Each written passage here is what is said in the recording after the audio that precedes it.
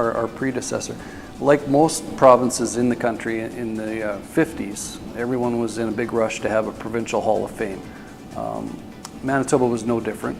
The Winnipeg Tribune, former newspaper in town, took it upon themselves to create the Manitoba Sports Hall of Fame in the mid-50s, and it was housed in the Winnipeg Arena, which was built around the same time.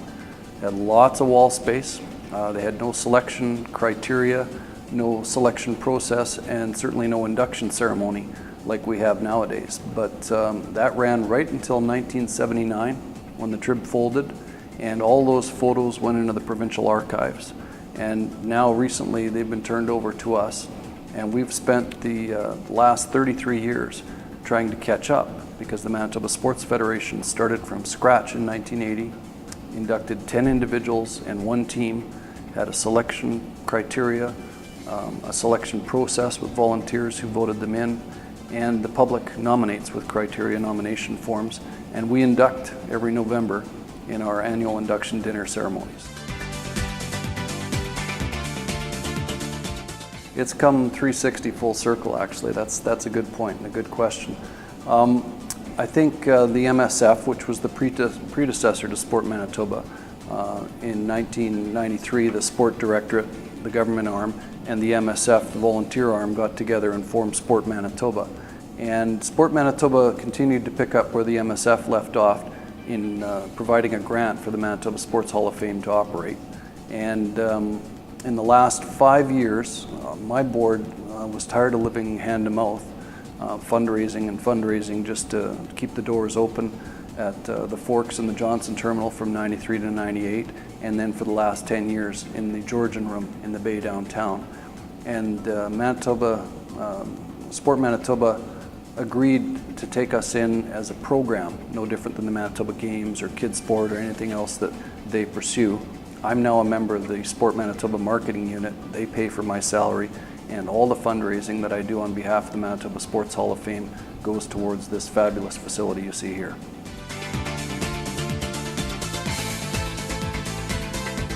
We fundraise about 75% of our overall budget, and the rest is done in a number of ways, and bingos and things like the other sports here. But we have special events that serve 2 purposes for us. The one, first and foremost, is our annual induction dinner in November, and it's a sit-down dinner for 700 to 800 people, depending on the slate of inductees that goes in every November. And in addition to being our raison d'etre for honoring and inducting the people that we put in, it's also was our flagship fundraiser until this last February, when we hosted the first annual Winnipeg Whiskey Fest, and just a little under 300 people at the Fairmont Hotel, and raised probably $10,000 to $15,000 more than we do in our annual induction dinner. And that's fine by us, because it takes the onus off us on the induction dinner, and we can focus on the inductee experience for their family and friends. But the Whiskey Festival looks to be a winner, along the lines of Special Olympics Wine Festival or the Flatlander Beer Festival. We've found our niche, and did you know that Manitoba is the highest consumer of whiskey in the entire country on a per capita basis? Found that out, and that worked out really well for us. But yeah, the induction dinner, though, that's the one I've been involved with the longest, because I was a summer student back in '83 and '84 while I was still going to university, and started as executive director in 1990. But I've always been involved since I missed the first 2 induction dinners. Ever since then, I've been involved as a volunteer or a staff person. And they really are the highlight of the evening for us, because it never fails to impress me how much the biggest superstar athlete, professional, paid or otherwise, is truly humbled and awed by the celebration of their career, whether they be an athlete, a builder, or a teammate, and do a pretty good job of that in encapsulating it with the video tribute, the souvenir program. And then we don't bring in a speaker at $10,000 a pop or something like that. Our inductees are our speakers, and they certainly make the evening. Last year, for example, we put Clara Hughes in for cycling and speed skating when she announced she was retired after the London Olympics. And Clara's speech, it's on our website and available. It's only about just under 4 minutes, but it's truly inspirational. And to think that somebody that's achieved as much as she has thinks that getting inducted into her own provincial Hall of Fame is one of the highlights of her life really makes the job worthwhile.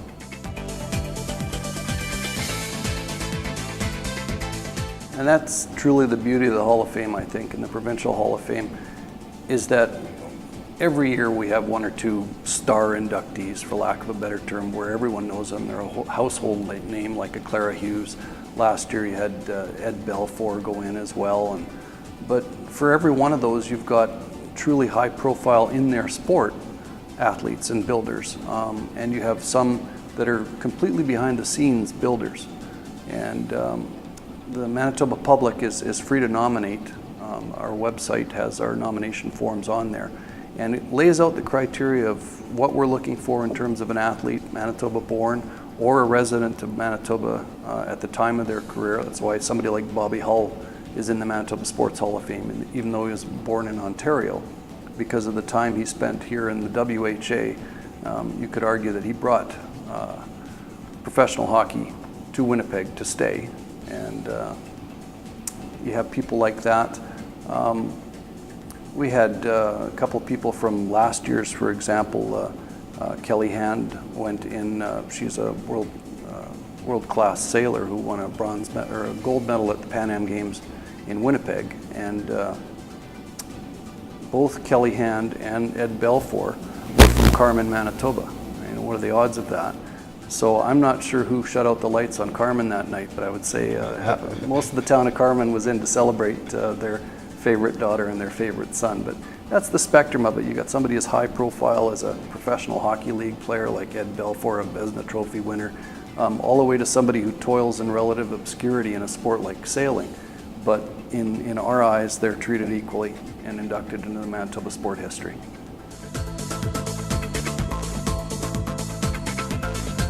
I'll give you a little background on it first. We did first build in the Johnson Terminal on the second floor in 1993 at a 5-year lease, and unfortunately, as great as the traffic was there, unless you're a retail merchant that makes a lot of money, you're not going to be able to afford to stay at the Forks.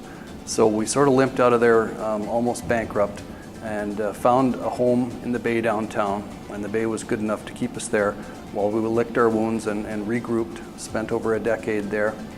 And then Sport Manitoba, who used to be at 200 Main Street, when Wawanesa bought that building, gave them a couple of years to find a place on their own. They could have gone out and got another office building and paid whatever they pay in rent for a year, or they could do what they did do, which was find a heritage building like this and spend the same amount of money per year on a 30-year mortgage, and that would be the home of the Sport Manitoba Sport for Life Center. That's ideal for us because no longer are we looking at possibly getting up and moving or rent going up at the whims of a landlord. We've moved back home with mom and dad, but in our case it's a good thing because mom and dad have given us prime space here on the main floor. It's not as big as perhaps we'd like. It's a little over 3,000 square feet. But the challenge that faced our designers is how do you keep 100 years of history and 70 different sports happy? Because we're not just the Hockey Hall of Fame or the Volleyball Hall of Fame. We're the Manitoba Sports Hall of Fame. We have to keep everyone in mind. And the solution that the designers came up with was an interactive modular decade gallery concept that starts in the 1890s at Confederation and runs right up to 2000 and beyond. So people can come here and they can see hockey sticks from the 1896 Winnipeg Victorias, Stanley Cup champions in the first gallery, and run all the way through our history to the last gallery, where we have artifacts and memorabilia from people that aren't even in the Hall of Fame yet. We've taken a proactive stance now on people we figure will be in the Hall of Fame. For example, John Montgomery, who won the gold medal in skeleton at the Vancouver Olympics, the first Manitoba male to win any Olympic gold medal in an individual competition. When I approached him and said, this is what we're doing here, he had one item left, because that's what it is in this crazy day, where sport collectibles and other charities asking, can you give us this, can you give us that? And we got his Olympic starting bib, on display, or Desiree Scott's jersey from the London Olympics and the bronze medal for her soccer team, Cindy Clausen's skin suit from speed skating. None of these people are in the Hall of Fame yet. Will they be in the Hall of Fame one day? Absolutely. But we found that to stay relevant to today's young visitor, to have them say, hey, wow, Desiree Scott's jersey, helps get them in the door, and then we can teach them about that victorious hockey stick or that 1935 wooden football carved out of the goalpost from the Grey Cup game, when the first Grey Cup that Western Canada won, and it was the 1935 Winnipeg Rugby Football Club. And you're only looking at about 15% of the collection, so it rotates in and out. So you can come 2-3 times a year and you'll see something different every time. Our best time for new donations and new artifacts is each November, when we put in our new inductee slate, because we do ask them for 1 or 2 items from each member. But that's not the only time we get items. Our most recent one, and the one on the back of our newsletter that's out right now, was a 1896 Locket medallion from the Winnipeg Victoria's Stanley Cup champions. And we figure that when you pop it open, there's a picture of a lady inside and everything like that. We figure that the captain, Jack Armitage, this was his locket. It was in the basement at St. George Anglican Church, and was destined for a garage sale until Kent Morgan and a couple other historians who knew a little bit about sport recognized it for what it was, suggested that they donate this to the Manitoba Sports Hall of Fame. And now you can come and see that medal on display here at the Hall of Fame.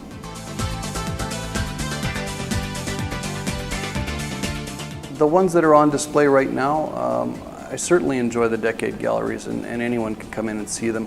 In addition to what you see in some of the footage that you'll be showing of the display galleries, you can pull open over 40 drawers that have little hidden treasures in them that tell you all sorts of things. So they did a really good job with that. Currently, Great West Life has sponsored an exhibit in the cases on the inside called Our Fields of Dreams, that helps us look at some of the sports venues of the past in Winnipeg and in and around Winnipeg. A lot of your viewers wouldn't know that where Polo Park Shopping Mall is right now used to be a horse racing track. And where the A&W is across the street on Portage used to be the Paddock Restaurant. And Paddock stood for years after the racetrack was long gone, and you'd look at this thing, I remember as a little kid looking at it and saying, what's with the horse restaurant right beside the shopping mall? Well, there's roots for all those things. Talks about Osborne Stadium, where the Great West Life buildings stand right now, and the fact that Indian Jack Jacobs, and that was his nickname, I'm not being politically incorrect, that's what they called him back in those days, was such a superstar quarterback in the early to mid 50s that the Bombers outgrew Osborne Stadium.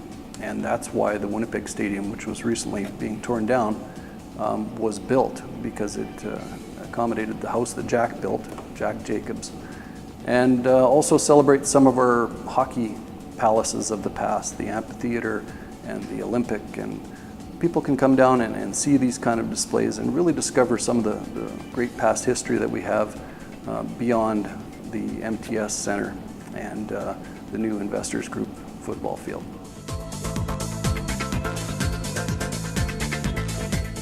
We're closed on Mondays, but Tuesday through Saturday we're open from 10 to 5, and Sundays we're open from noon to 4. But the Hall of Fame is available for facility rentals as part of the new reality of registered charity nonprofit. We have to search for revenue sources in the venue wherever we can. You can rent the Hall of Fame for meetings, for catered functions, for events, for parties, things like that. Birthday parties, team wind-ups, corporate functions, seminars. I believe you had Morris Glimcher on in your interview before me, and Morris loves to use this place for his media conferences for the High School Athletics Association, because they're surrounded by inspiration, and it makes a truly unique place for Manitobans to come.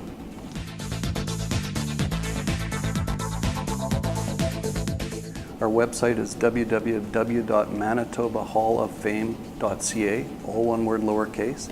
And my own email is halloffame@sportmanitoba.ca, or they can give me a call at area code 204-925-5455. 5736.